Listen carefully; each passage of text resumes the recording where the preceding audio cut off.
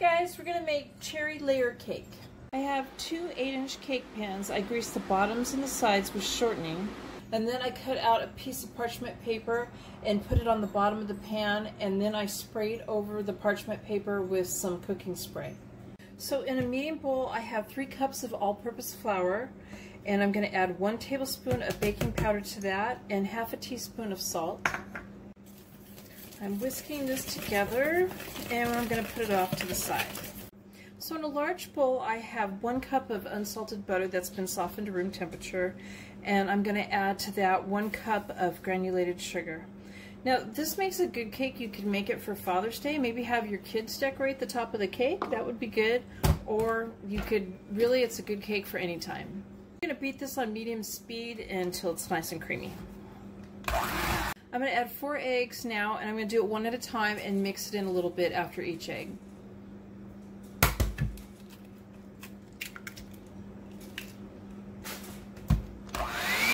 This is 1 teaspoon of vanilla extract and a half a teaspoon of almond extract, and I'm going to mix that into this. So now we're going to add the dry to the butter mixture along with a half a cup of buttermilk, and I'm going to do this alternately.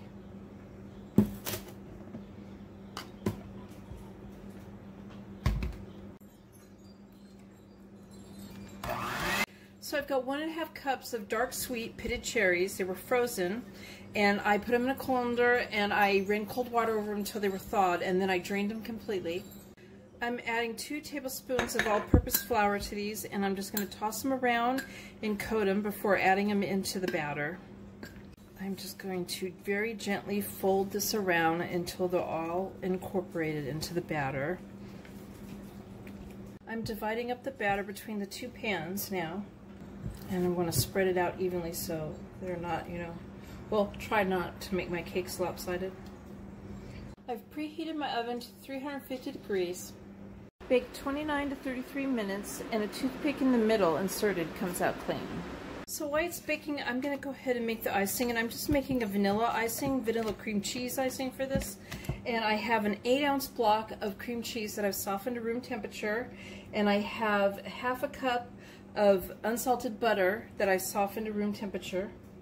I'm going to go ahead and mix this up together and get it all creamy.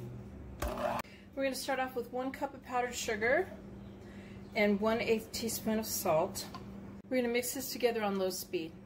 We're going to add a 2nd cup of powdered sugar now and mix that together again on low speed and increase the speed as needed. Add 1 teaspoon vanilla extract, and we're going to stir it in. Now I'm going to add 2 more cups of powdered sugar, and I'm going to do it one at a time, stirring after each addition. And when that is done, if I feel like it needs more liquid to it, it's too thick, I'm going to add about a tablespoon at a time of cream, heavy cream, or you could use milk if you don't have heavy cream.